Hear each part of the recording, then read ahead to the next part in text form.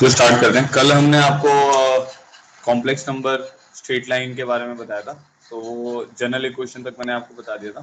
तो एक बार मैं वो थोड़ा सा रिपीट करता हूँ, फिर उसके बाद आगे बढ़ते हैं।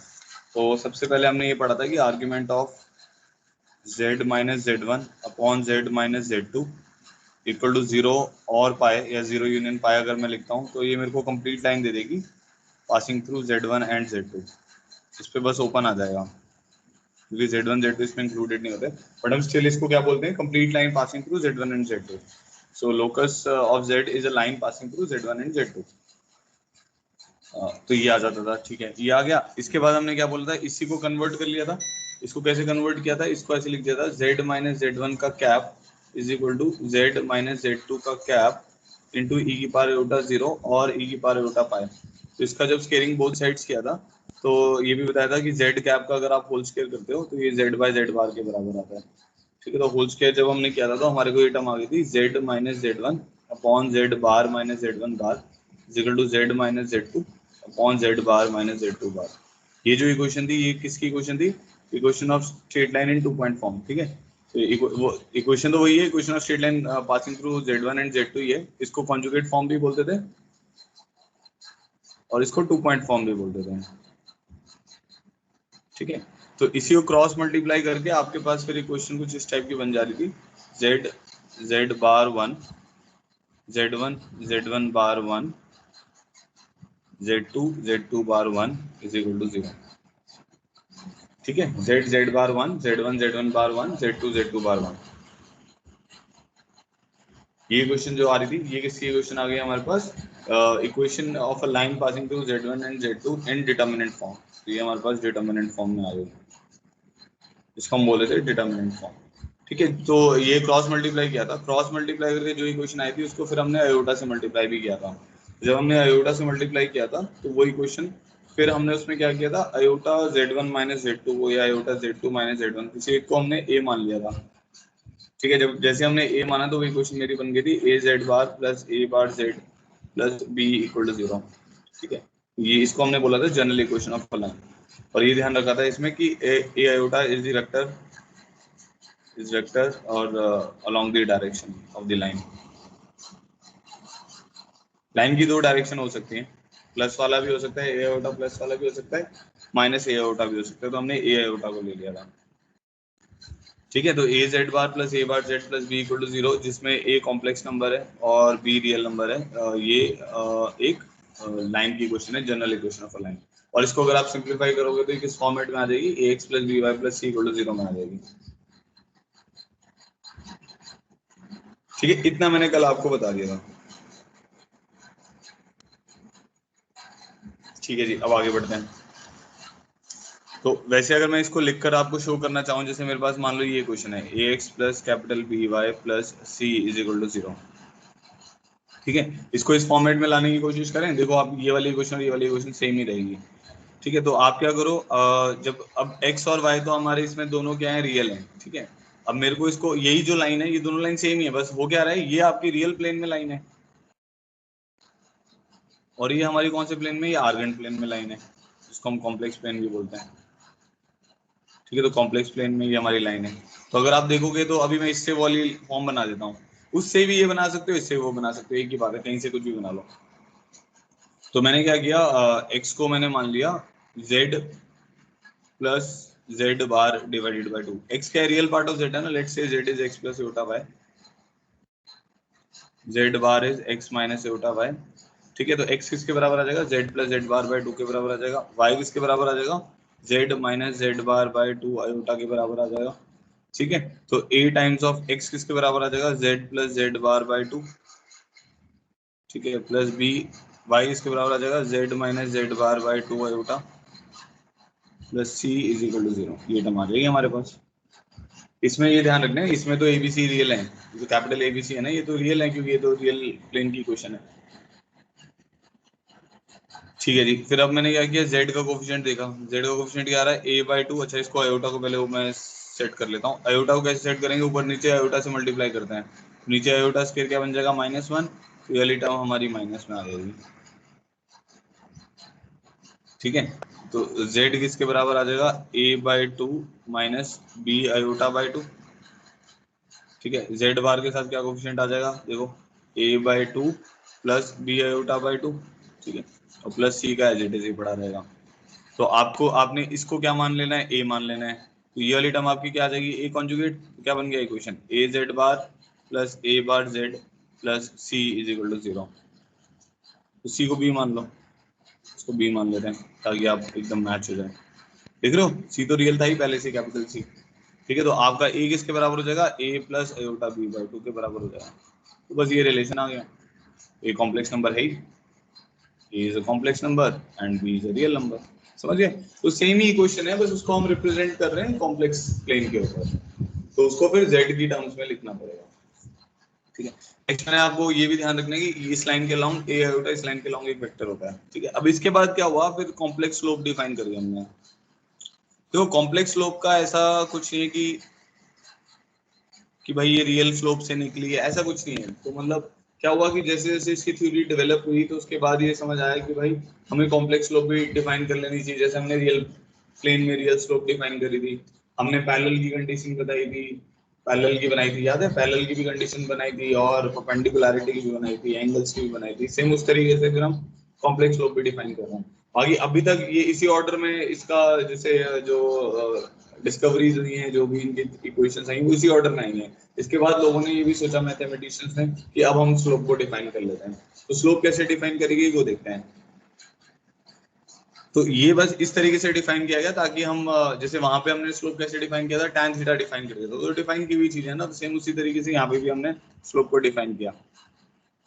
तो ऑब्वियसली जो कॉम्प्लेक्स स्लोप है, this is different from real slope, और इसको W से डिनोट किया जाता है, ओमेगा नहीं है ये। ठीक है, so this is different from real slope,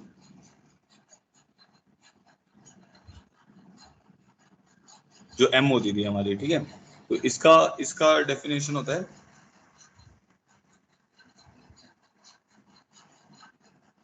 direction along the vector slash line divided by conjugate of the direction along the line।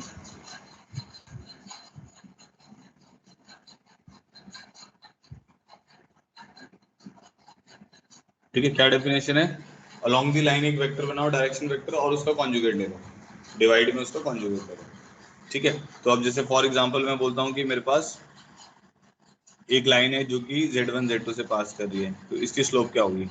ठीक है, तो इसकी जो स्लोप होगी वो क्या होगी, डायरेक्शन वेक्टर आपने क्या ले लिया, z2 minus z1 divided by z2 bar minus z1 बार, बस ये हो गया खत्म। तो ये स्लोप है, और अगर आप ध्यान से देखो ना, ये स्लोप यहाँ से निकल रही है, इस वाली फॉर्म से इसको डिफाइन किया गया है। कॉन्जुगेट फॉर्म में क्या होता है, z minus Z one upon Z bar minus Z one bar equal to z minus Z two upon Z bar minus Z two bar. तो ये कुछ ऐसा हो रहा है कि दो स्लोप बराबर करके उसने लाइन की इक्वेशन को निकाला हुआ है, तो इसको देखकर ही उन्होंने डिफाइन किया हुआ है। तो दो पॉइंट से आपकी स्लोप कैसे डिफाइन कर रहे हैं, z2 minus Z one upon Z two bar minus Z one bar. ठीक है, वेक्टर का difference z2 minus Z one upon Z two bar minus Z one bar. ठीक है, अब जैसे सेकंड हमारे को general equation of a line की निकालनी है, तो हमारे पास मान लो ये लाइन है A Z bar plus A bar Z plus B equal to 0। इसके अलावा क्या वेक्टर था, ए आयोटा, तो इसकी जो स्लोप होगी वो क्या होगी, A iota is the direction vector divided by conjugate of A iota. आप माइनस ए आयोटा भी लोगे तो कोई फर्क नहीं पड़ेगा, देखने में समझ आ रहा है, माइनस माइनस कैंसिल हो जाएगा। So this will be A iota, और ए बार आयोटा का क्या हो जाएगा, माइनस आयोटा। ठीक है, आयोटा आयोटा कैंसिल हो जाएगा, क्या वैल्यू आ जाएगी, minus A bye A bar.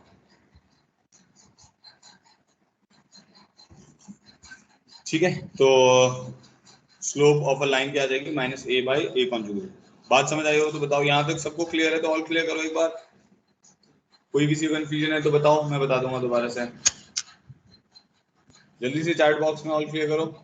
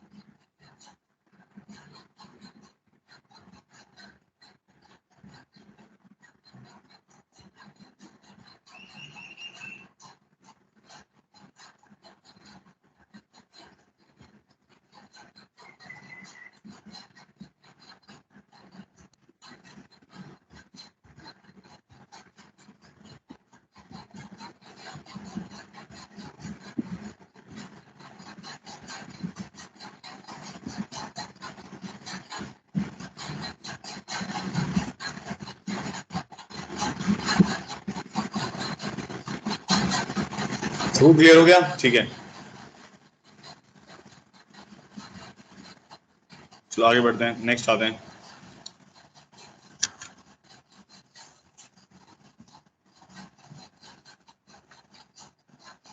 Next is condition of parallelism and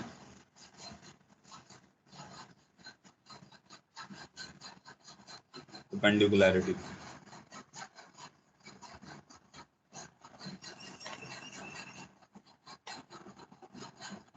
ठीक है, अब मेरे को ये करना है कि भाई मेरे पास दो लाइंस हैं, वो अगर पैरेलल होंगी तो उनकी क्या कंडीशन होगी, अगर वो परपेंडिकुलर होंगी तो उनके बीच में क्या कंडीशन होगी, ये मेरे को देखना है। तो मान लो एक लाइन है हमारे पास जो कि Z1 Z2 से पास कर रही है, ठीक है, और एक दूसरी लाइन है जो हमारे पास Z3 Z4 से पास कर रही है, ठीक है।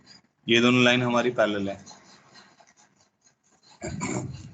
तो एक लाइन है जो Z1 Z2 से पास कर रही है और एक लाइन है जो Z3 Z4 से पास कर रही है। मेरे को क्या करना है, इनके बीच में रिलेशन निकालना है। तो अब मेरे को पता है कि भाई इसकी स्लोप को से W1 मान लेते हैं और इसकी स्लोप को W2 मान लेते हैं। तो W1 मेरा किसके बराबर आएगा, W1 आएगा Z2 minus Z1 upon Z2 bar minus Z1 बार, क्योंकि जो कॉन्जुगेट होता है वो प्लस माइनस मल्टीप्लाई डिवाइड सब पे स्प्लिट हो जाता है। W2 जो आएगा वो आएगा Z4 minus Z3 upon Z4 bar minus Z3 बार, ठीक है। Z2 minus Z1 upon Z2 bar minus Z1 बार, Z4 minus Z3 upon Z4 bar minus Z3 bar, ये टर्म आ जाएगी। ठीक है जी, ये आ गया। अब रिलेशन निकालना है, तो मैं ऐसा बोल सकता हूँ Z2, अब देखो इनको मैं रोटेशन से रिलेशन निकाल रहा हूँ इन दोनों के बीच में, क्योंकि इन दोनों में एंगल डिफरेंस कितना है, 0 है। तो मैं बोल सकता हूँ Z2 minus Z1 upon Z2 minus Z1 का cap is equal to Z4 minus Z3 का कैप इंटू ई की पावर आयोटा 0। समझ गए, ई की पावर आयोटा 0 क्यों लगाया, क्योंकि Z4 माइनस Z3 और Z2 माइनस Z1 में एंगल डिफरेंस कितना है, 0 ही है। तो भाई Z4 माइनस Z3 को ई की यूनिट वेक्टर बना लो, Z2 माइनस Z1 को भी, क्योंकि इन दोनों का मैग्नीट्यूड अलग अलग हो सकता है, उसको भी यूनिट वेक्टर बना लो और ई की पावर आयोटा 0 से मल्टीप्लाई कर दो। ठीक है, इतना तो क्लियर हो गया होगा। तो अब मैं इसको क्या लिख सकता हूँ, आप जानते ही हो, Z2 minus Z1 divided by mod of Z2 minus Z1 लिख सकता हूँ इसको। इसको क्या लिख सकते हैं, Z4 minus Z3 divided by mod of Z4 minus Z3। ई की पावर उल्टा 0 कितना होता है, 1 होता है, तो ई की पावर उल्टा 0 को 1 कर दिया हमने। अब ये टर्म क्या बन जाएगी मेरे पास अब हमें तो क्या करना है, स्लोप के बीच में रिलेशन निकालना है ना, तो क्या करेंगे, स्केलिंग बोथ साइड्स कर दो। क्योंकि जो आपको ये ध्यान में होगा, मैंने अभी बताया था, जेड कैप का जो होल स्क्वायर होता है वो जेड बाय जेड बार होता है, तो ये आपको स्लोप दे देता है एक्चुअली में। तो यूनिट वेक्टर का होल स्क्वायर जो होता है वो आपको स्लोप देता है। तो इसका होल स्क्वायर करेंगे तो हमारे पास आ जाएगा Z2 minus Z1 divided by, याद है ना ये कैसे आता था, ये टर्म कैसे आती थी, ये ऐसे बनता था, जेड बाय मॉड जेड है, इसका जब तुम होल स्क्वायर करोगे तो क्या आ जाएगा, Z square mod Z square is Z Z bar, एक जेड कैंसिल हो जाएगा, तो ये आ जाएगा Z2 bar minus Z1 bar is equal to Z4 minus Z3 upon Z4 bar minus Z3 bar, ये टर्म आ जाएगी। तो ये आपकी क्या थी, W1, और एक आपकी क्या है, W2। तो दोनों में रिलेशन आ गया, W1 is equal to W2। So if two complex slopes are equal the lines are parallel. ठीक है, तो अगर दो लाइन को हमें पैरेलल करना है तो उनकी कॉम्प्लेक्स स्लोप को क्या करना पड़ेगा, इक्वल करना पड़ेगा। This is the condition for parallelism.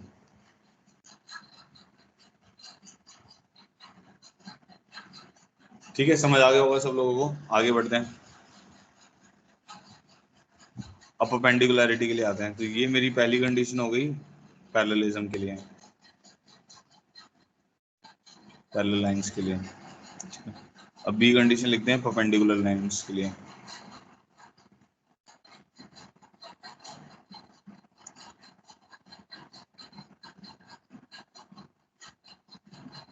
Perpendicular lines में क्या होगा, तो हमारे पास कुछ ऐसी लाइंस आएंगी जो आपस में परपेंडिकुलर होंगी। से मान लो मैंने ये बोला, ये मेरा Z4 पॉइंट है, ये मेरा Z3 पॉइंट है, ठीक है, ये मेरा पॉइंट Z1 है और ये मेरा पॉइंट Z2 है, ठीक है। सब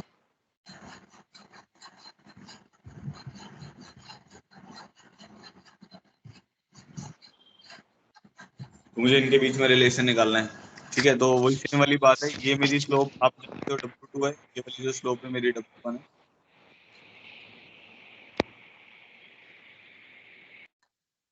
ठीक है, तो अब मेरे को क्या करना पड़ेगा, ये स्लोप W2 है, ये सब स्लोप W1 है। W2 मतलब किसके बराबर है, Z4 minus Z3 upon conjugate of Z4 minus Z3। W1 किसके बराबर है, Z2 minus Z1 upon Z2 bar minus Z1 बार। तो अब हम क्या करेंगे, लिख देंगे Z, अब रोटेशन लगा रहा हूँ, Z4 माइनस Z3 का cap is equal to Z2 minus Z1 का कैप e की पावर उल्टा पाई बाय 2। समझ आ रहा होगा। इस डायरेक्शन से इस डायरेक्शन में जाओगे तो कितना एंगल है, पाई बाय 2 एंगल है ना, और एंटी क्लॉकवाइज चल रहे हैं इसलिए पॉजिटिव होगा। तो Z2 माइनस Z1 को किससे मल्टीप्लाई करना पड़ेगा, e की पावर उल्टा पाई बाय 2 से मल्टीप्लाई करना पड़ेगा। ठीक है, अब आप जानते हो इसकी स्केलिंग बोथ साइड्स कर देते हैं। स्केलिंग बोथ साइड्स करेंगे तो ये क्या बन जाएगा, Z4 minus Z3 upon conjugate of Z4 minus Z3 is equal to Z2 minus Z1 by conjugate of Z2 minus Z1 e की पावर उल्टा पाई, e की पावर उल्टा पाई कितना आ जाएगा, -1 cos पाई प्लस उल्टा sin पाई। तो ये वाली टर्म जो है आपकी Z4 माइनस Z3, ये वाली टर्म है आपकी W2 और ये वाली टर्म है माइनस W1। तो हमारे पास क्या रिलेशन आ जाएगा, W1 plus W2 is equal to 0। ठीक है, तो ये कंडीशन किसकी हो गई, परपेंडिकुलरिटी की। ठीक है, तो अगर दो लाइंस परपेंडिकुलर हैं तो उनकी स्लोप का सम इसमें 0 होता है, इसमें m1 m2 -1 नहीं होता।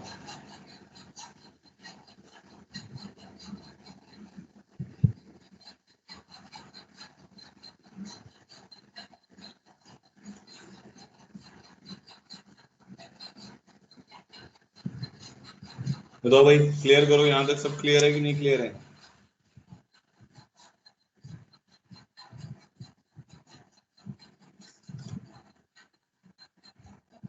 सबको ये क्लियर हो गया। दो लाइन अगर पैरेलल होंगी तो W1 is equal to W2 होगा, दो लाइन अगर परपेंडिकुलर होंगी तो W1 प्लस W2 0 होगा।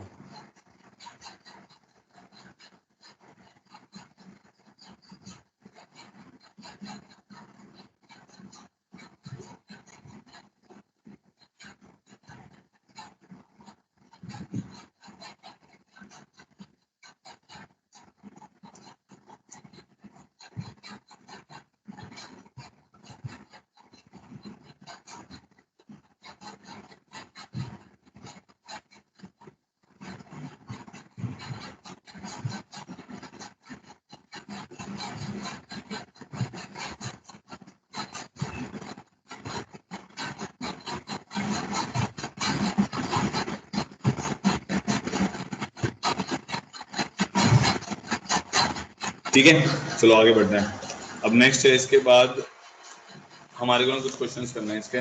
तो हमारे क्वेश्चंस हो गए थे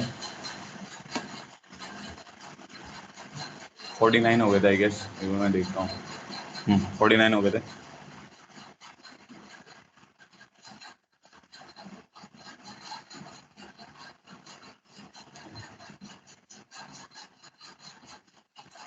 find the equation of line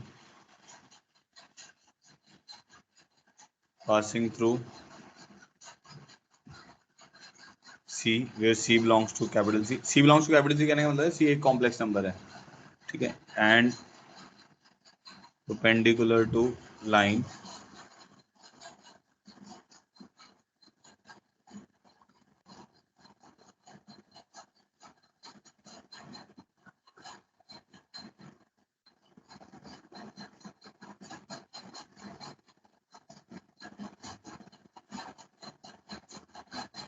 करो भाई, ट्राई करो, जल्दी से आंसर बताओ मुझे।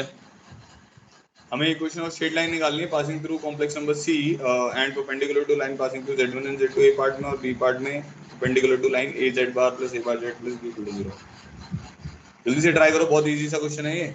अगर आपको समझ आ गया होगा ना अभी जो हमने किया वैसा।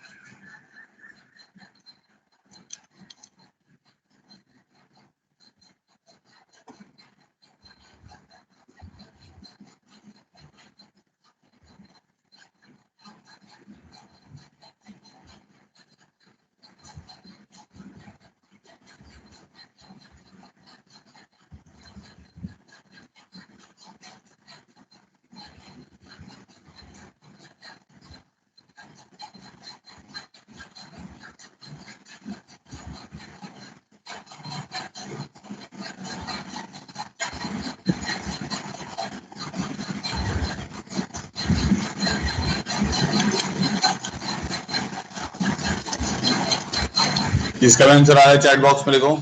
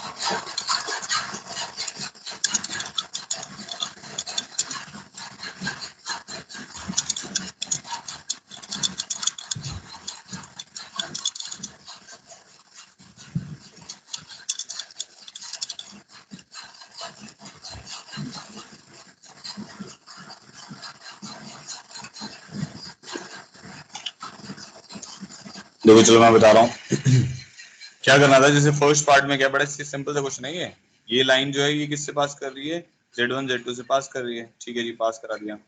और एक लाइन है जो C से पास कर रही है और इसके क्या है, परपेंडिकुलर है ना, तो C से पास कर रही है और इसके लोकस वाले पॉइंट को Z मान लेते हैं, इसके परपेंडिकुलर है। तो सभी खत्म हो जाएगा। दोनों की स्लोप क्या होगी, W1 प्लस W2 क्या होगा, 0 होगा। तो क्या लिख देंगे, Z minus C upon Z bar minus C bar plus Z2 minus Z1 upon Z2 bar minus Z1 bar is equal to 0।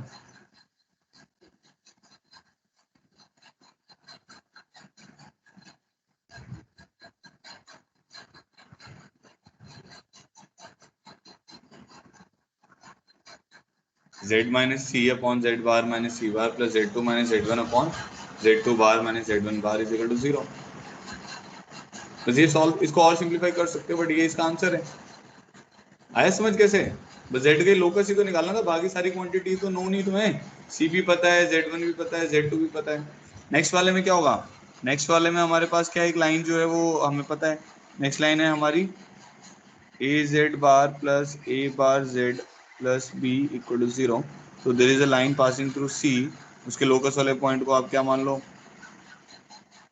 Z मान लेते हैं। ठीक है, ये इसके परपेंडिकुलर है।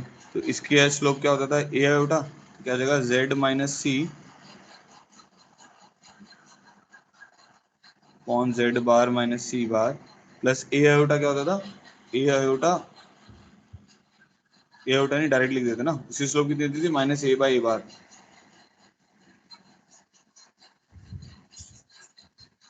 ध्यान में ना, लाइन की जो लाइन होती थी A Z bar plus A bar Z plus B equal to 0, उसकी स्लोप क्या होती है माइनस ए बाई ए बार, उसको याद रखना है। तो minus A by A bar is equal to 0।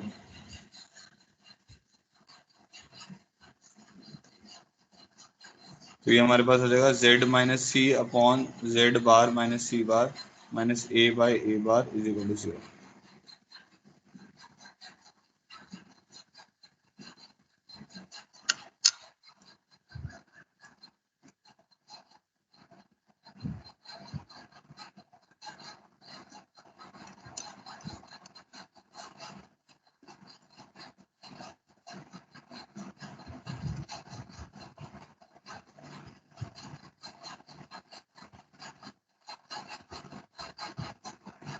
बताओ भाई, क्लियर हो गया है सबको? ऑल क्लियर करो एक बार, ये प्रॉब्लम अगर क्लियर है आपको।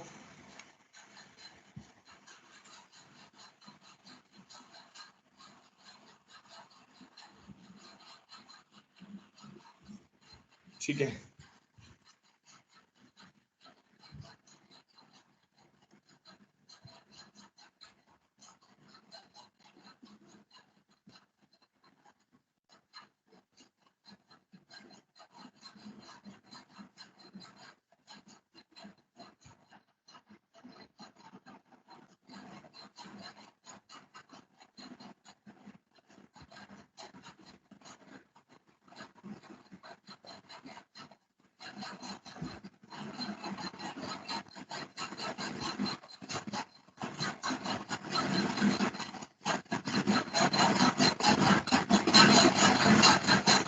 Find the equation of line passing through C and making an angle theta with a bar z plus a z bar plus b equal to 0. बताओ भाई, तो कुछ ऐसा इसका डायग्राम में बनाया तो फिर आप निकालना। तो ये जैसे ये एक लाइन है हमारे पास, A Z bar plus A bar Z plus B equal to 0, ठीक है। और एक लाइन जो है वो सी से पास कर रही है, ठीक है, और इसके साथ एंगल कितना बना रही है, थीटा।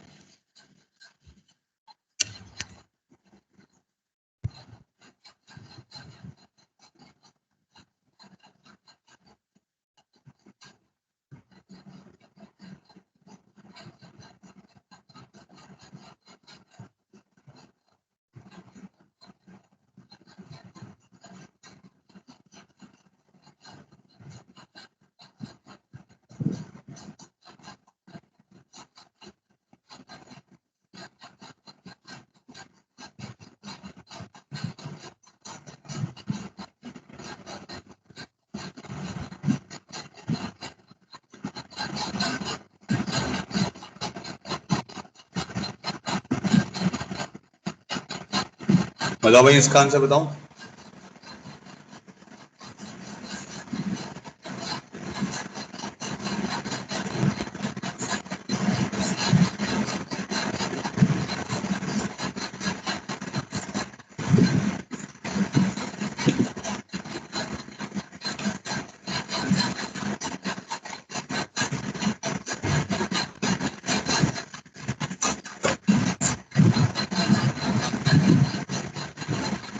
अब आपको स्लोप परपेंडिकुलर और पैरेलल के लिए तो पता है, बट अब इसमें थीटा आ गया तो क्या करेंगे।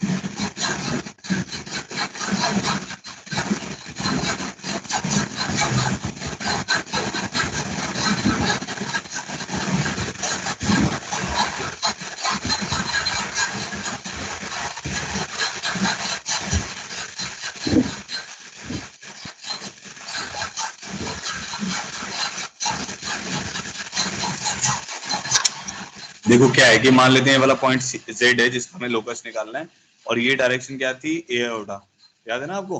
डायरेक्शन इसमें जरूरत पड़ेगी क्योंकि अभी स्लोप तो हम स्लोप में तो हमें रिलेशन पता ही नहीं है, ऐसा नहीं लगेगा ना tan theta is equal to m2 - m1/1 + m1 m2, ऐसा नहीं आएगा। तो मैंने क्या किया, इसको अब उससे कर रहा हूँ मैं, z - c का जो कैप है this should be equal to A iota का कैप इंटू ई की power plus minus iota theta. ये मैंने रोटेशन लगा दी कि भाई ए आयोटा को थीटा से रोटेट करो तो आपको z - c मिल जाएगा, ठीक है। अब वो जो थीटा होना चाहिए वो प्लस भी हो सकता है, नेगेटिव भी हो सकता है। ऐसा क्यों, प्लस और नेगेटिव क्यों हो सकता है,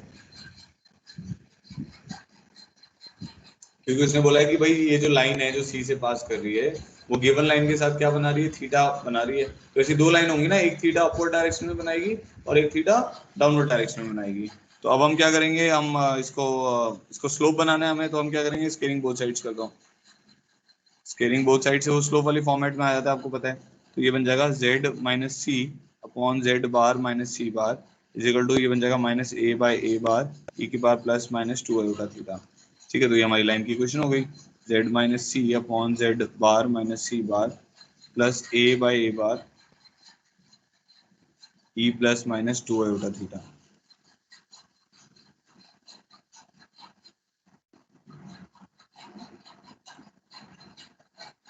ठीक है, समझ आ गया।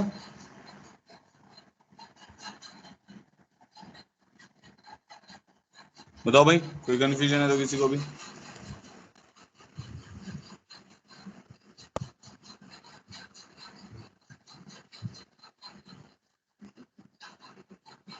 ऑल क्लियर करो भाई जल्दी से, जल्दी जल्दी ऑल क्लियर करते रहा करो तो मुझे समझ आता रहेगा कि आपको आ रहा है समझ में।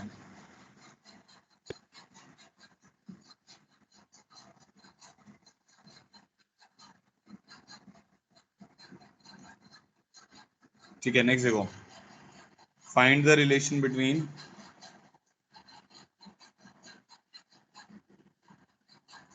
Real slope m of line ax plus by plus c is equal to 0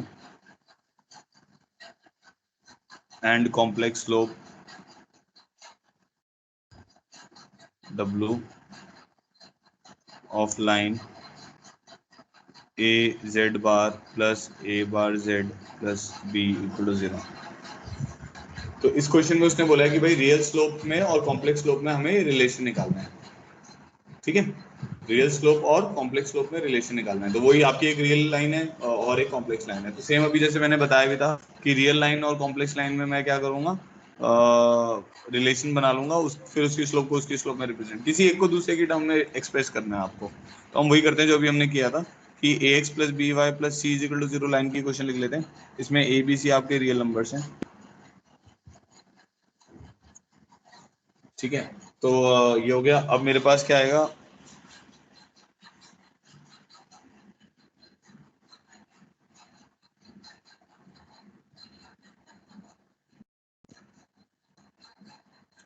अब मैं क्या करूंगा, एक्स की जगह पे क्या लिख दूंगा, z plus Z bar by 2,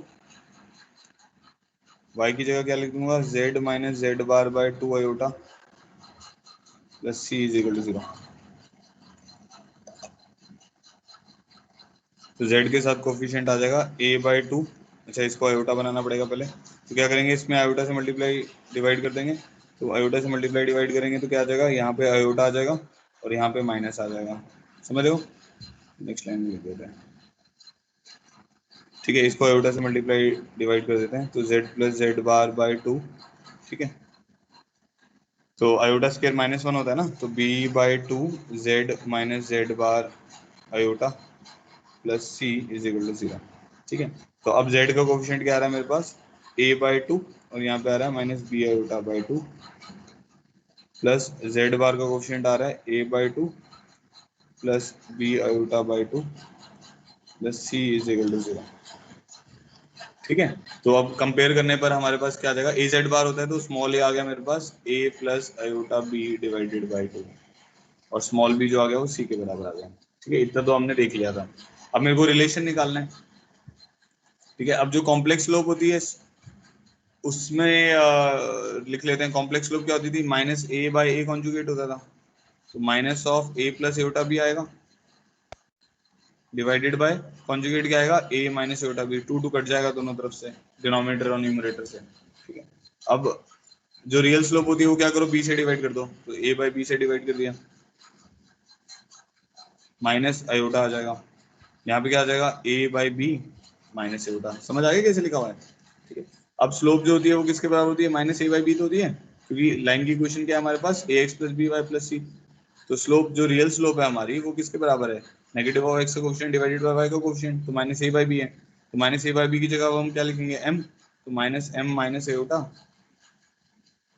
plus M आएगा यहाँ पे, प्लस एम माइनस एटा, और यहाँ पे कितना आ जाएगा, माइनस एम माइनस एटा। तो नेगेटिव निकाल के ऊपर भेज देते हैं, तो ये आ जाएगा minus M plus iota divided by M plus iota. एक आयोटा भी निकाल लेते हैं। तो W इज इक्वल टू, अगर मैं आयोटा कॉमन निकालता हूँ तो मेरे पास आ जाएगा आयोटा m प्लस 1। तो बनेगा ना आयोटा स्क्वायर m, ये आ जाएगा। यहाँ से आयोटा कॉमन निकालेंगे तो आ जाएगा 1 minus iota m।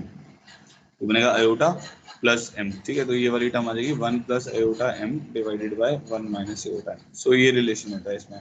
So complex slope is 1 plus iota m upon 1 minus iota m। बताओ भाई, समझ आया नहीं समझ आया। जो ये है ये हमारी कॉम्प्लेक्स स्लोप है और जो m है वो रियल स्लोप है। तो देखने पे ये समझ आ रहा है ये दोनों क्या होंगे, डिफरेंट। ऑल क्लियर करो भाई जल्दी से।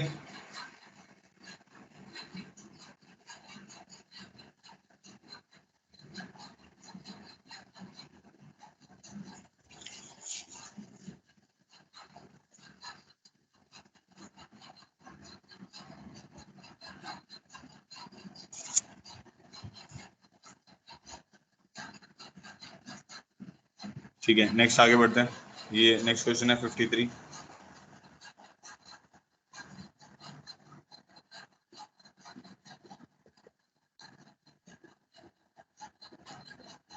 Let b bar z plus bz bar is equal to c, where b is not equal to 0, be a line in the argand plane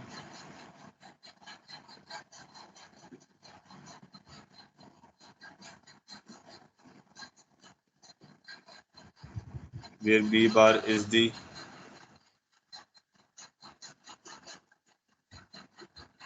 ठीक है, बस इतना है यहाँ तक.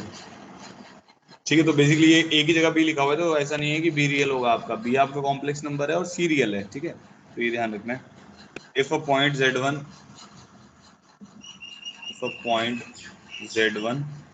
is the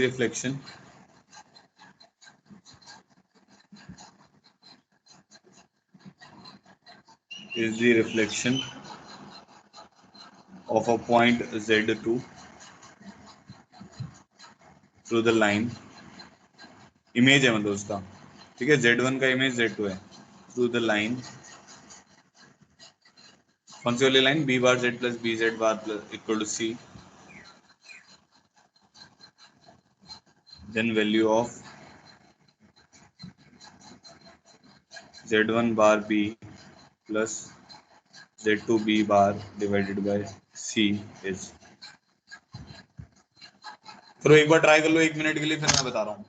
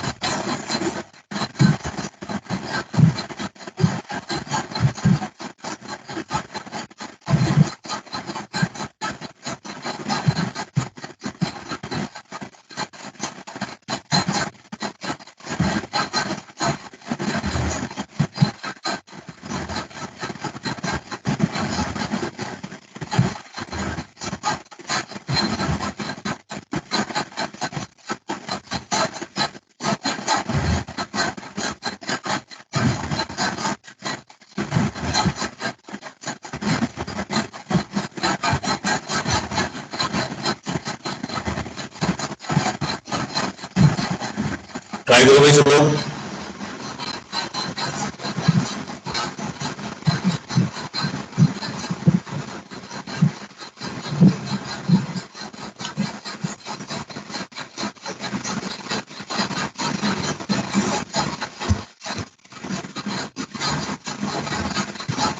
देखो इसका डायग्राम कुछ ऐसा बनेगा. b bar z plus B Z bar minus C is equal to ये है ना, और z1 और z2 एक दूसरे के इमेज है.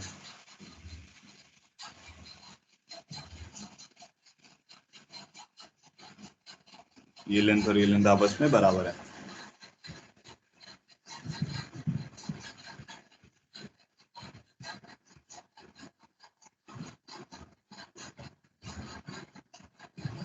ठीक है, तो दो चीजें हम कर सकते हैं. एक कर देते हैं कि z1 z2 इस लाइन के परपेंडिकुलर होगा, ठीक है, इमेज है क्योंकि, और z1 और z2 का मिड पॉइंट इस लाइन के ऊपर आएगा, है ना. बस इससे करने से हो जाएगा. तो मिड पॉइंट ये वाला कोऑर्डिनेट क्या होगा मेरे पास? z1 प्लस z2/2 होगा. तो this should lie on this line. तो इससे क्या आ जाएगा? b बार z1 प्लस z2/2 ठीक है, plus B Z bar which is z1 plus z2 bar, तो स्प्लिट हो जाता है by 2, minus C is equal to 0।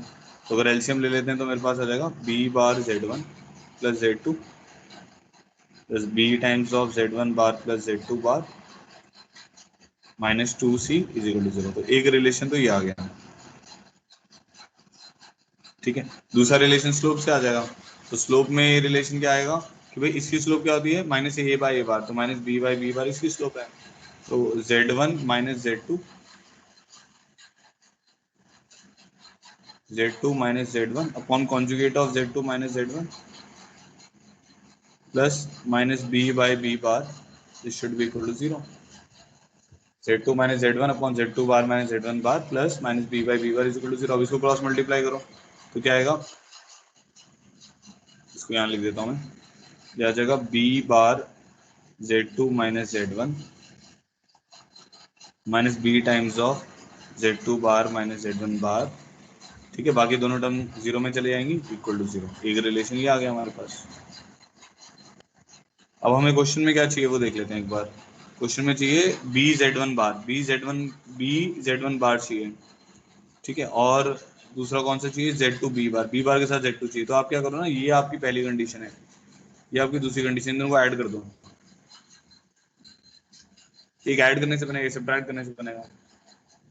तो ऐड करोगे तो आपके पास क्या आ जाएगा, देखो बी बार के साथ z2 है, इधर भी बी बार के साथ z2 है, z1 वाली टर्म कट जाएगी तो 2 बी बार z2 आ गया, ठीक है।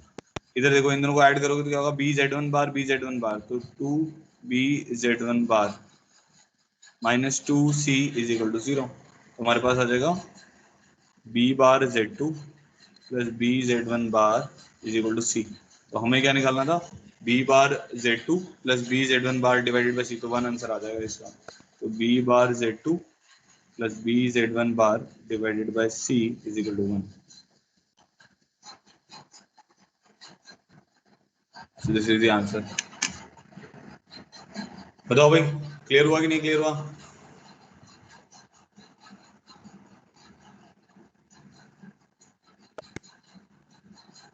देखो ऐसे अच्छे अच्छे क्वेश्चन भी बन सकते हैं ना।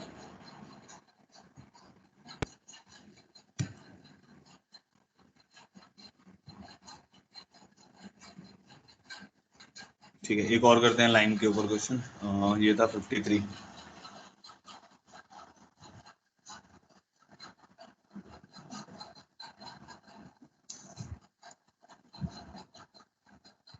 Find the perpendicular distance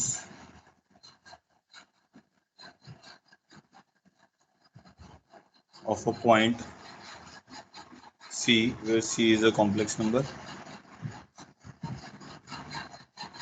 on the complex plane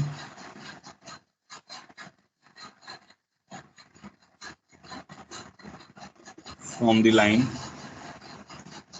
a z bar plus a bar z plus b equal to 0 where a belongs to complex number and b belongs to real number। ठीक है, इसका result याद रखना है, ये same वैसे ही result है जैसा आपने उसमें स्ट्रेट लाइन में नहीं पढ़ा हुआ, ax1 plus B y1 plus C upon under root A square plus B square, तो उसी टाइप का रिजल्ट है। तो इसका जो रिजल्ट आता है वो आता है A C bar plus A bar C plus B divided by 2 mod आता है उसमें, ठीक है। तो ये डी परपेंडिकुलर का फॉर्मूला आता है, from point C to the line A Z bar plus A bar Z plus B equal to 0। करो एक बार, ट्राई करो, हो जाएगा, आसान मुश्किल नहीं है। थोड़ी कैलकुलेशन है, 1 मिनट लगेगा करने में, 1-2 मिनट मैक्सिमम। करो, ट्राई करो, मैं वेट कर रहा हूँ, फिर आगे मैं बताता हूँ इसको।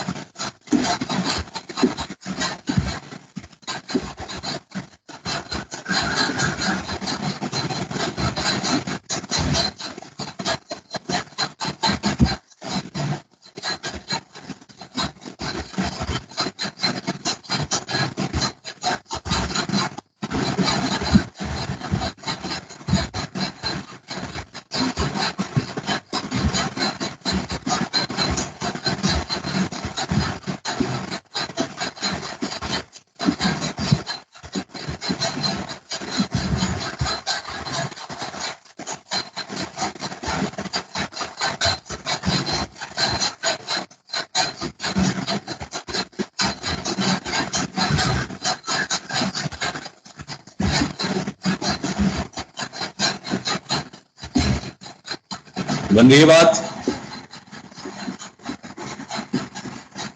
चलिए मैं बताता हूँ क्या। हमारे पास एक लाइन है A Z bar plus A bar Z plus B equal to 0। ठीक है, ये लाइन है हमारे पास और there is a point C. So हमें सी से इसके ऊपर परपेंडिकुलर गिर दिया।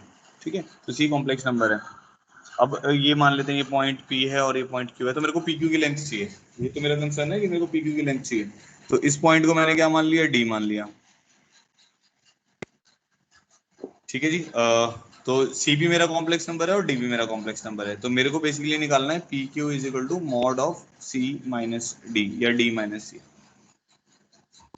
अब डी के साथ वही वाली बात है, डी क्या होगा, लाइन पे आएगा और फुट ऑफ परपेंडिकुलर होगा, है ना। तो D P C P Q P से इस लाइन के ऊपर फुट ऑफ परपेंडिकुलर है, D lies on the line. Because D lies on the line, तो एक तो आ जाएगा ए डी किस पे आएगा, जेड जो लोकस वाला पॉइंट उसी पे तो रखोगे। तो A D bar plus A bar D plus B equal to 0।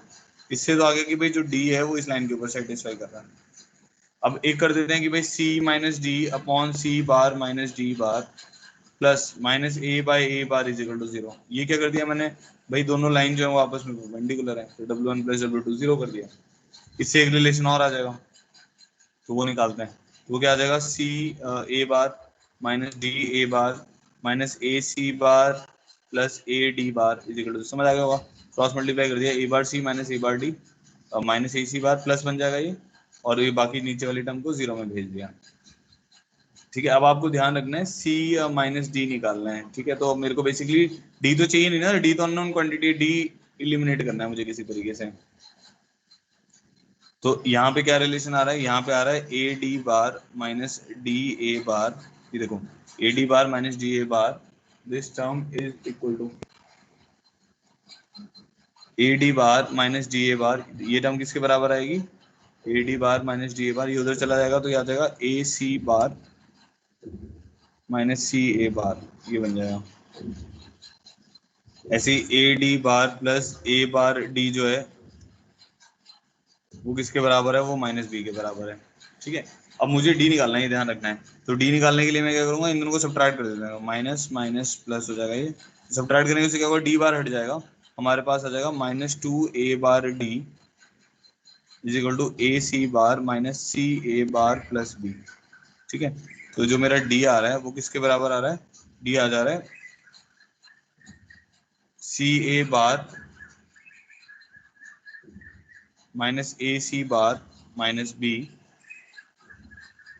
C A bar minus A C bar minus B divided by two A bar.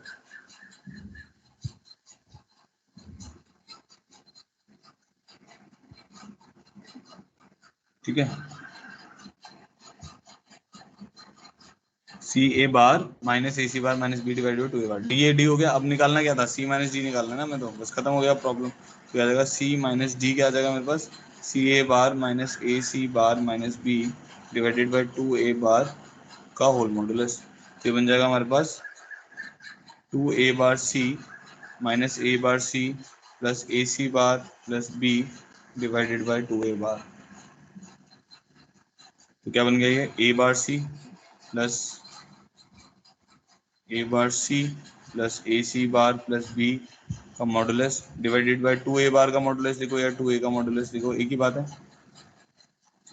तो ये रिजल्ट मैंने आपको बताया था, आगे समझ, आसान था ये भी। कोई भी कंफ्यूजन किसी को तो बताओ, मैं रिपीट करता हूँ, नहीं तो हम आगे बढ़ते हैं।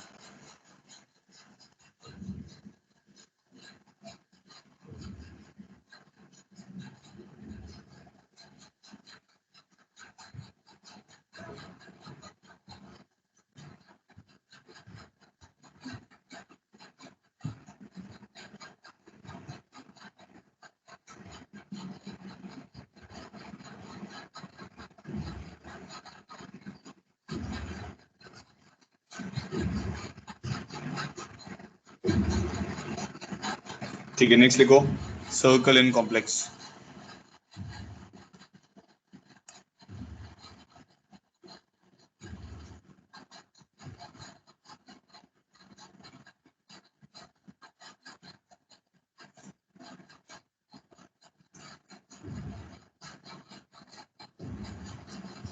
ठीक है। तो सर्कल में क्या होगा, जैसे सर्कल की उस दिन भी मैंने आपको बताया था डेफिनेशन कि भाई एक पर्टिकुलर पॉइंट से एक पर्टिकुलर पॉइंट का जो डिस्टेंस रहता है वो फिक्स रहता है। तो मान लेते हैं कि z नॉट इसका सेंटर है और एक z पॉइंट है जो 2 डायमेंशन में मूव कर रहा है कॉम्प्लेक्स प्लेन में, उन दोनों के बीच का डिफरेंस जो है वो हमेशा कांस्टेंट रहेगा। ठीक है, तो हम क्या लिख देंगे इसको, z माइनस जेड नॉट का mod is equal to r। ठीक है, फिर r, small r is a real number. तो ये क्या हो जाएगा, locus of z is a circle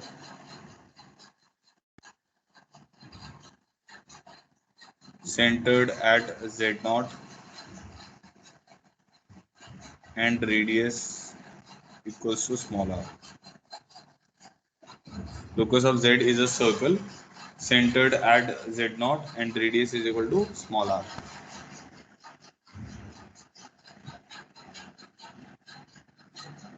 समझ आ रही होगी, तो बहुत सिंपल सी बात है। ठीक है, अब जैसे मान लो मैं बोलता हूँ कि मेरे पास लिखा हुआ है z minus three plus iota 4 is equal to 5, तो ये एक सर्कल होगा जिसका सेंटर क्या होगा, सेंटर क्या होगा इसमें, z माइनस जेड नॉट होता है, तो 3 माइनस एटा 4 इसका सेंटर होगा और रेडियस किसके बराबर होगा, 5 के बराबर होगा। अब अगर मैं लिख देता हूँ ग्रेटर देन 5, तो ग्रेटर देन 5 का क्या मतलब हो गया कि भाई वो सर्कल के बाहर वाला रीजन होगा। अगर लेस देन 5 लिख देता हूँ तो उसका क्या मतलब हो गया, सर्कल के अंदर वाला रीजन होगा। समझ गए। ठीक है, अब नेक्स्ट आते हैं, ये हमारी पहली ये हो गई, इसको बोलते हैं ये जो सबसे सिंपलेस्ट फॉर्म है ना, इसको z माइनस जेड नॉट का mod is equal to r, इसको बोलते हैं modulus form of a circle.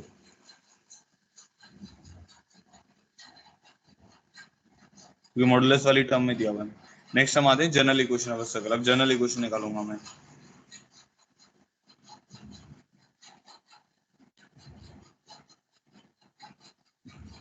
General equation कैसे आएगी बताओ, इसी से निकलती थी, अगर आपको याद हो, अगर आपको सर्कल की थ्योरी याद होगी ना, वो इसी से निकालते थे हम। ये डिस्टेंस फॉर्मूला लगा के होल स्क्वायर करके फिर वो अल्फा बीटा में आ जाती थी, फिर उसको माइनस जी माइनस एफ में कर देते थे।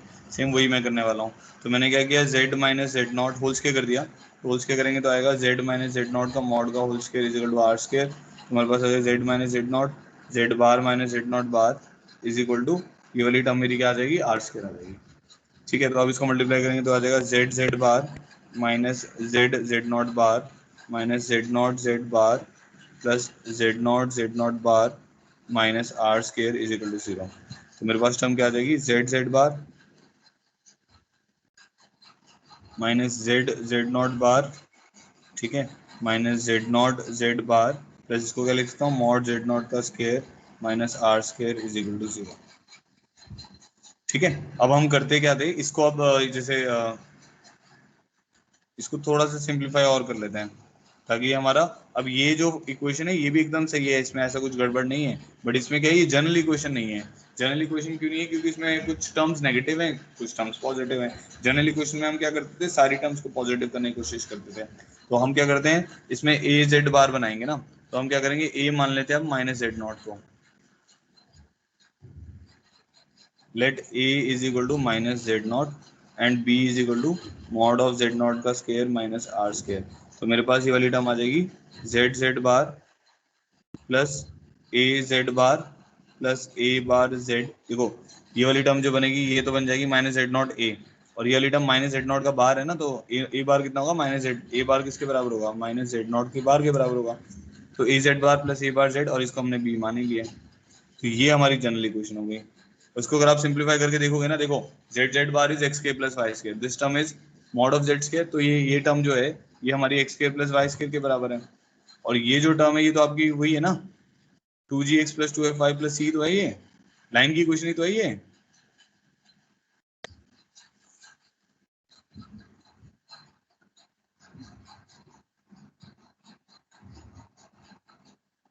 समझ पा रहे हो।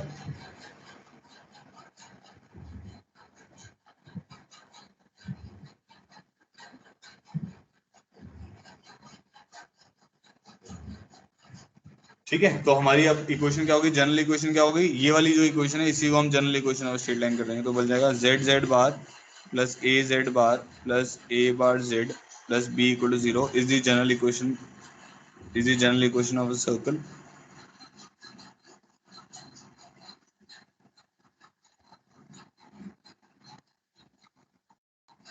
Is the general equation of a circle with centre कितना हो जाएगा इसका,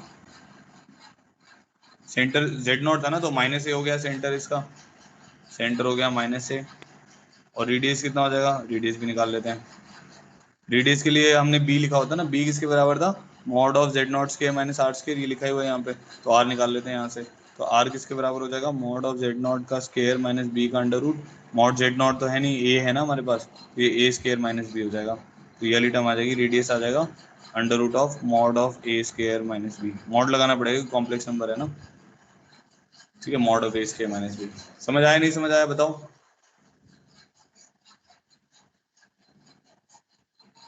देखो भाई, तो अभी तक मैंने बताया कि भाई z माइनस जेड नॉट का मॉड इजिकल टू आर जो है वो क्या है, वो सर्कल की क्वेश्चन बताता है मॉडुलस फॉर्म में। फिर हमने general equation of a circle लिख दी which is Z Z bar plus A bar Z plus A bar Z plus A Z bar plus B equal to 0, जिसमें सेंटर माइनस से होता है, radius mod of A square minus B होता है under root. यहाँ तक clear है कि नहीं क्लियर है बताओ, ऑल क्लियर कर दो भाई सब लोग, कुछ कंफ्यूजन है तो बताओ मुझे।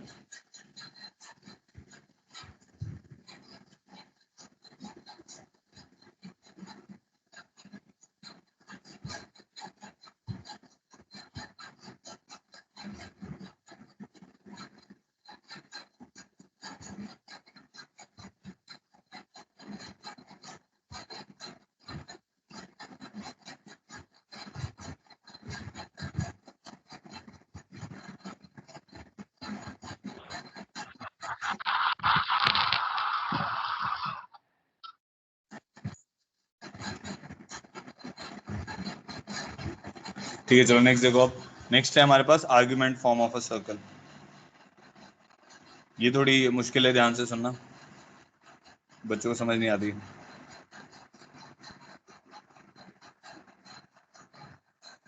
ठीक है, पहली दो फॉर्म तो सिंपल थी हमारी, पहली क्या थी हमारी, mod of z minus Z not is equal to R, दूसरी mod Z square is A Z bar plus A mod Z square plus A Z bar plus A bar Z plus B equal to 0, centre और radius ध्यान में रखो। अब question आप अगर देखोगे ना तो पूरे सर्कल के क्वेश्चन इसमें कॉम्प्लेक्स नंबर से हम सॉल्व कर सकते हैं, तो बहुत सारे क्वेश्चन इजीली भी हो जाते हैं, अभी देखेंगे हम एग्जांपल्स में। जैसे आप ऑर्थोगोनैलिटी वाले क्वेश्चंस हो गए, टेंजेंट वाले क्वेश्चंस हो गए, तो ये सब मतलब कॉम्प्लेक्स नंबर में ही बनते हैं, मतलब ज्यादातर एडवांस में पूछे जाते हैं, मेंस में थोड़ा कम पूछे जाते हैं। मेंस में सिंपल से क्वेश्चन होते हैं कि भाई लोकस बता दीजिए, सेंटर बता दीजिए, ऐसा करके क्वेश्चन आते हैं, ठीक है, तो उसमें ज्यादा मुश्किल क्वेश्चन पूछते नहीं है। अब आर्ग्यूमेंट फॉर्म में क्या है देखो, तो ये फॉर्म है आर्ग्यूमेंट ऑफ, पहले मैं चलो एक एग्जांपल लेके एक्सप्लेन करता हूँ आपको। मान लो मेरे पास एक सर्कल है, ठीक है, इसके ऊपर दो पॉइंट है, ध्यान से सुनना, z1 और z2,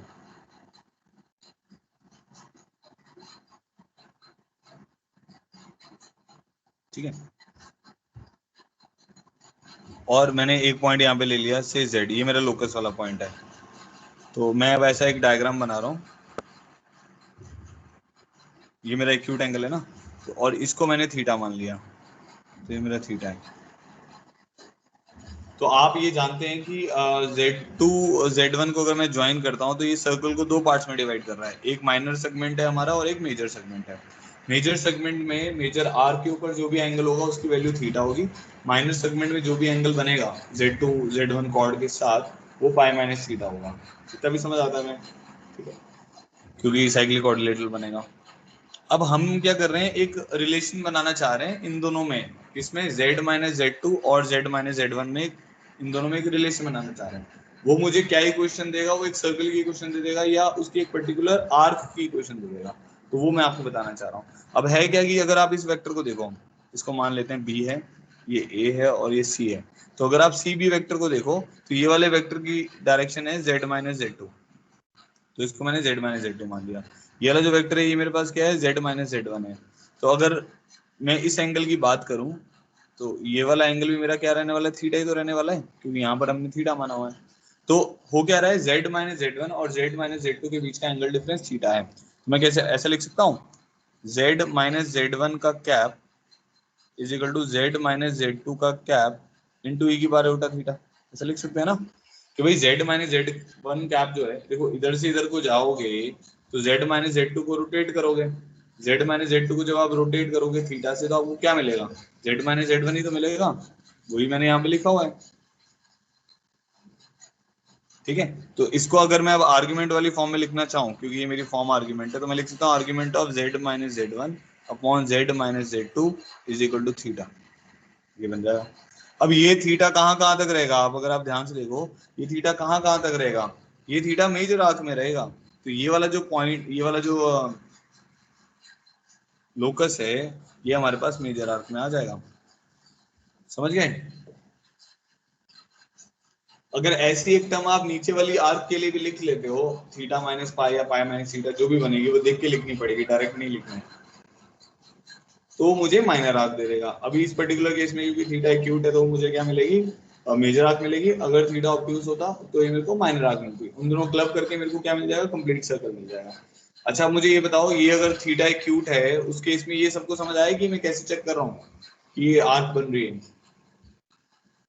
किसी को नहीं समझ आया हो तो बताओ। ये जो मैंने अभी तक बताया सबको समझ आ गया कैसे आर्क कैसे बन रही है ये? क्योंकि देखो आपने ये बोला argument of z minus z1 और z minus z2 equal to theta हुआ, तो अगर आप ये वाला पॉइंट भी उठाओगे तब भी तो एंगल थीटा ही तो रहने वाला है। इन दोनों का एंगल डिफरेंस z अगर यहाँ पे आ जाएगा, इन दोनों का भी एंगल डिफरेंस क्या रहने वाला है, थीटा रहने वाला है। तो यहाँ a पॉइंट से लेके b पॉइंट पे हर एक पॉइंट के ऊपर आर्ग्यूमेंट डिफरेंस थीटा ही रहने वाला है, इसलिए वो जो लोकस आएगा वो मेजर आर्क आएगा।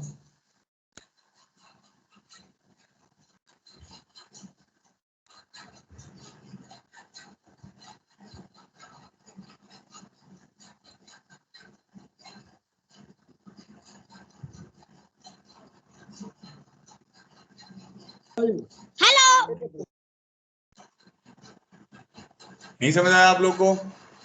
ऑल क्लियर करो भाई सब लोग।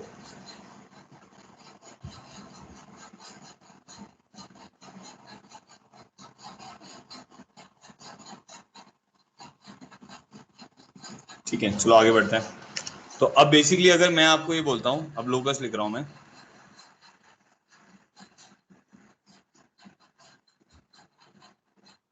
Argument of z minus z1 upon z minus z2 is equal to theta, with theta is equal to fixed and theta is not equal to zero comma pi. अब आपको समझ आ रहा है जीरो और पाई क्यों हटा रहे हैं?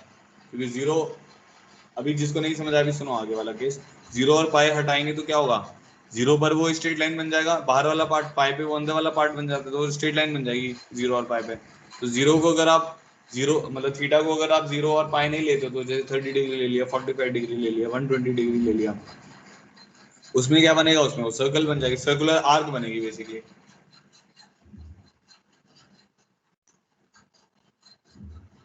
ठीक है, तो इसमें इस केस में क्या आ जाएगा, locus of z gives either major arc or minor arc. Locus of z gives either major arc or minor arc. ठीक है, depending upon value of theta. तो सबसे पहले आपको क्या करना है, वो फाइंड आउट करने के लिए right theta as principal argument. अब आपको याद होगा जो थीटा पी होता था, प्रिंसिपल आर्ग्यूमेंट जो होता था थीटा पी, कहाँ से कहाँ में रहता था, माइनस पाई से पाई क्लोज में रहता था। ठीक है जी। सेकेंड क्या आएगा, find mod theta. If mod theta is acute then इसको कुछ बोल देते हैं, से इसको इक्वेशन 1 बोल देते हैं।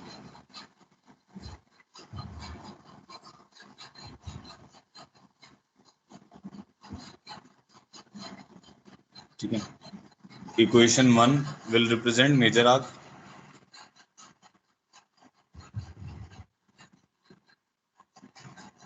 Major arc of a circle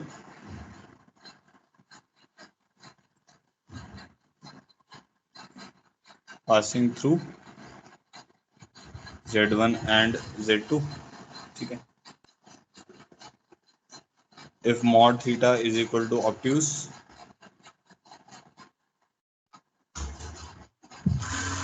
equation 2 will represent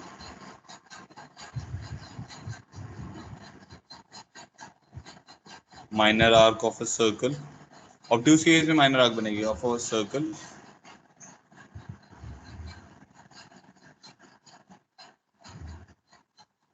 passing through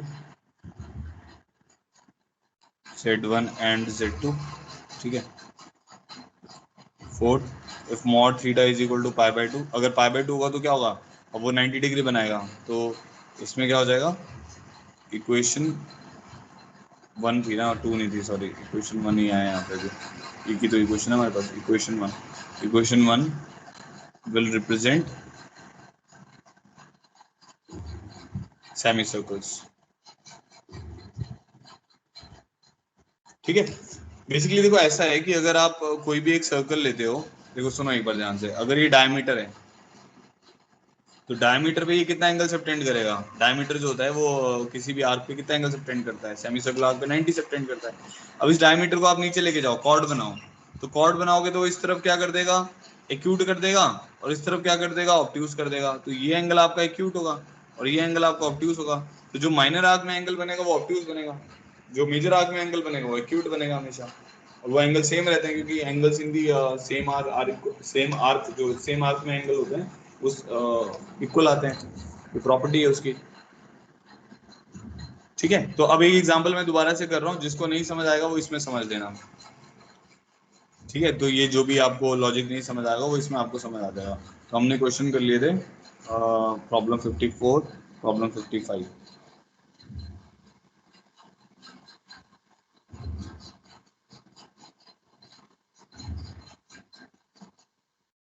argument of z minus 1 upon z plus 1 is equal to pi by 4, draw locus and find centre,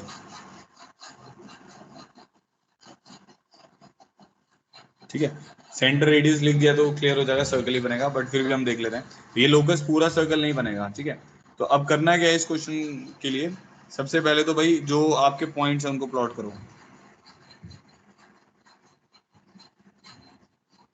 तो अब गैस कौन कौन से पॉइंट है, एक 1 है और एक -1 है, z माइनस वन 1 है और ये हमारा -1 है। तो जब देखो जैसे वो अब आपका थीटा भी पाई बाय 4 आ रहा है तो हमें ये क्लियर हो जाएगा ये मेजर आर्क बनेगी, अगर ये 3 पाई बाय 4 होता तो क्लियर हो जाता माइनर आर्क बनेगी, समझ आ रहा है, पाई बाय 4 है तो क्या बनेगा मेजर आर्क, 3 पाई बाय 4 है तो क्या बनेगा माइनर आर्क, इतना क्लियर हो जाना चाहिए। अब पाई बाय 4 है तो हमें पता है मेजर आर्क बनेगी।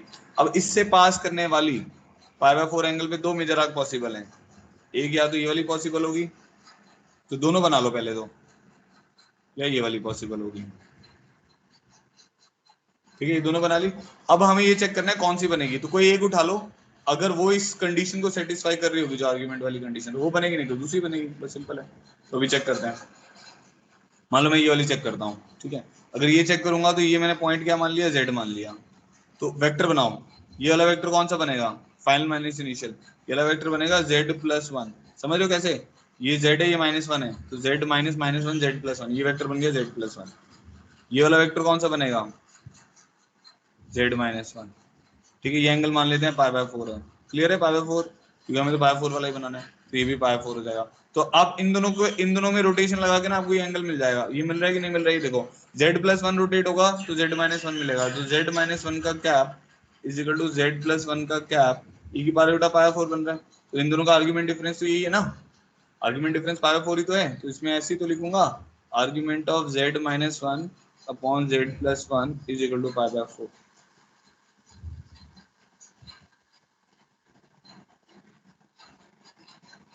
तो एकदम सही है, इसका मतलब ऊपर वाली आर्क है। अब अच्छा नीचे वाली में अगर देखोगे तो क्या होगा, ये वाला वेक्टर जो बनेगा ये क्या बनेगा, देखो वो पाई बाय 4 नहीं दे रहा होगा, -पाई 4 दे रहा होगा, तो ये वाला वेक्टर आपका क्या बनेगा, z+1, ये वाला वेक्टर क्या बनेगा, z-1, ये मान लो पाई 4 एंगल है, तो ये भी आपका पाई 4 हो गया। अब इसमें कौन रोटेट हो रहा है, अगर पाई बाय 4 बनाना है एंटी क्लॉकवाइज में चलना पड़ेगा ना, तो इसमें कौन रोटेट होगा, z+1 का कैप आपके पास मिल जाएगा, z-1 का कैप e की पावर उल्टा पाई बाय 4, इसमें z+1 ऊपर आएगा, बट यहाँ पर क्या दिया हुआ है, z-1 ऊपर दिया हुआ है, तो इसीलिए हमें ये क्लियर हो जाएगा कि भाई इस वाले केस में तो हमारा जो आर्क बनेगा वो ये ऊपर वाला बनेगा। ये आपको हर बार चेक करना पड़ेगा बेटा, ऐसे डायग्राम बनाकर ही, वही अच्छा तरीका है इसको करने का, ठीक है। ये तो हमारा आर्क बन गया, तो कंप्लीट सर्कल नहीं बना है, क्या बना है, मेजर आर्क बना है। मेजर आर्क, तो इसका लोकस क्या आएगा, major arc passing through of a circle passing through -1,0 and 1,0। अब उसका सेंटर और रेडियस निकाल लेते हैं। तो पाई4 है, ये सेंटर पे कितना एंगल सबटेंड करेगा, 90 सबटेंड करेगा। ठीक है जी, 90 सबटेंड करेगा। मान लेते हैं सेंटर, देखने पे समझ आ रहा है, ये कॉर्ड हो रही है तो इसकी इसी लाइन के ऊपर आएगा, तो मान लेते हैं सेंटर यहाँ पे आ रहा है और ये वहां पे सेंटर पे कितना सबटेंड कर रहा है, 90। क्योंकि दोनों रेडियस है तो बहुत ही क्लियर हो गया, ये 45 होगा, ये भी 45 होगा, तो ये 0 है, ये 1 यूनिट है, तो ये भी 1 यूनिट आ जाएगा 45 के कारण, और रेडियस आपका √2 आ जाएगा। तो ये वाला कोऑर्डिनेट आ जाएगा 0,1। तो जो सेंटर है हमारे पास वो आ जाएगा आयोटा, 0 + 1 आयोटा होगा ना, तो आयोटा। और रेडियस हमारे पास कितना आ जाएगा, रेडियस हमारे पास आ जाएगा √2। इजी हो गया। क्वेश्चन वगैरह भी आप तो निकाल सकते हो अगर आप निकालना चाहो तो, क्योंकि सेंटर और रेडियस पता चल गया। बताओ भाई, ऑल क्लियर कि नहीं क्लियर हुआ?